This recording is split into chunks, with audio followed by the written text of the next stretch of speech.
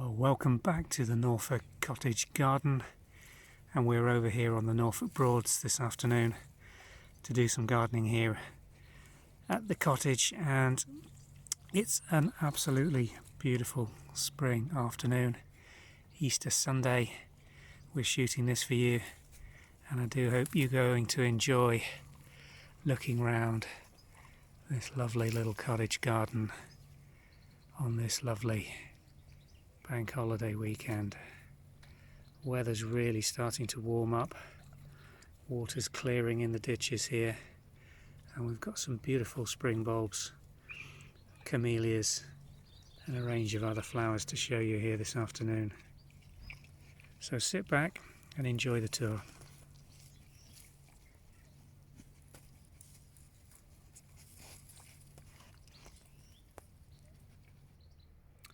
This is one of our best hellebores.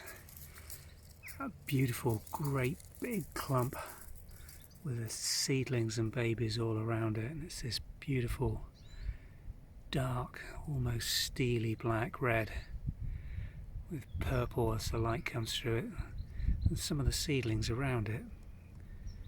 Absolutely delightful. It's largely seeding true, but we are getting these crossed hybrids as well. This is one of the lighter ones, almost green interior, but with this flush greeny pink outer, and the buds beautifully marked and coloured. And then across to this one, slightly different, redder colour,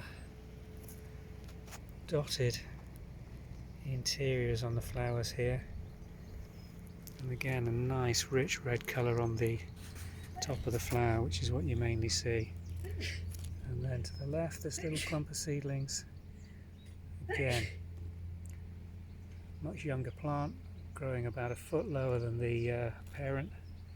An absolutely spectacular colour and forming a dense carpet in this little border. Back to the parent, just look at this one. Absolutely superb. Rich deep colour. I do like hellebores at this time of year. This is the little cut that comes off the drainage dike that runs between the river and the southern face of the cottage, and last year we brought some of the primroses that I've been showing you at the Mid Norfolk farm over to this bank, thinking they may do well in this moist shady area, and they have rewarded us amply. Just look at that beautiful light primrose planting we've got here,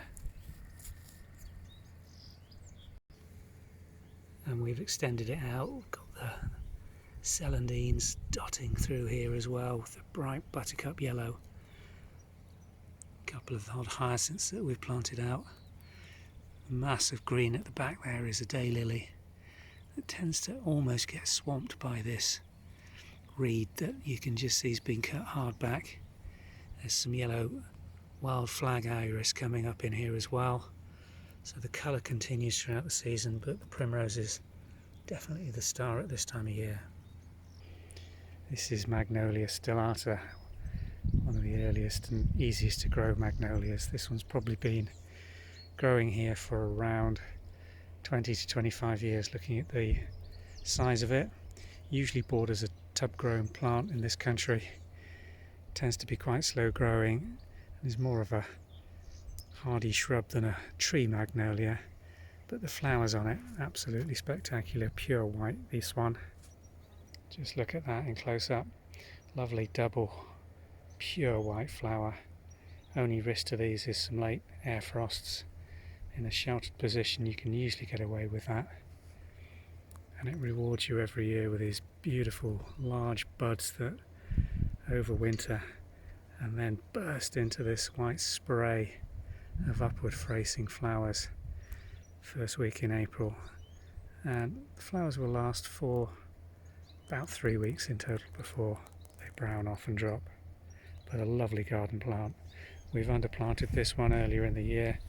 We showed you the snowdrops under here, which are now just in the green.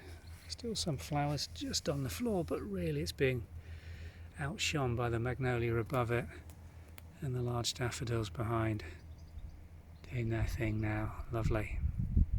Here on the front of the cottage, the autumn crocus leaf is bursting forth.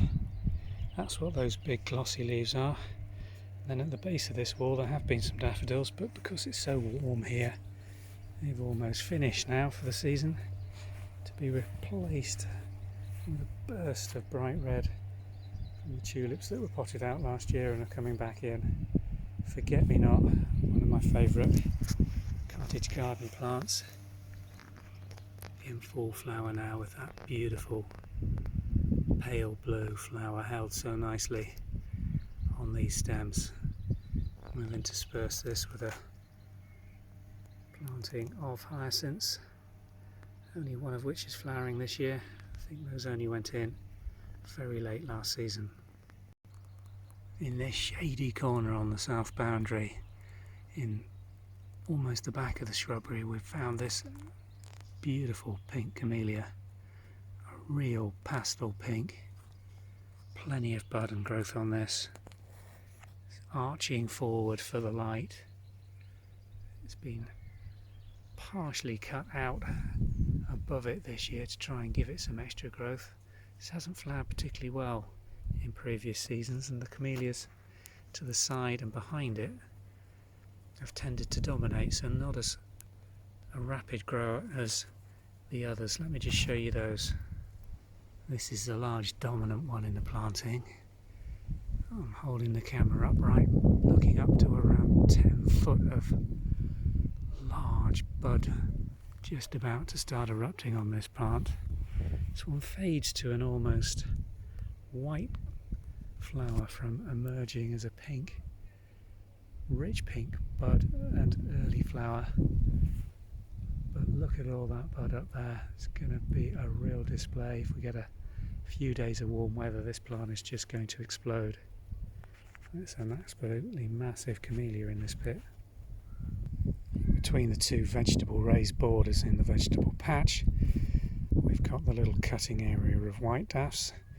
These have been planted in here over the last couple of years from pots, just for cutting and bringing into the house, but this year we've been unable to visit for long weekends due to the restrictions, so they've just gone over, I'm afraid.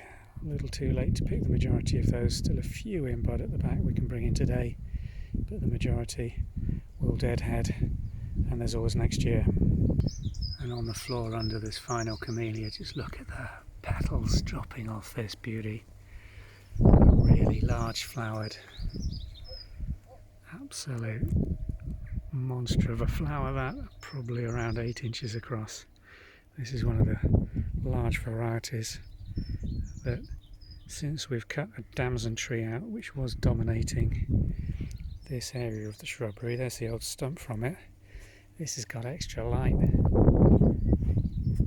and it's just loving it, romping away in this position. So we've got quite a few jobs on here this afternoon. A lot of the borders need picking over and weeding.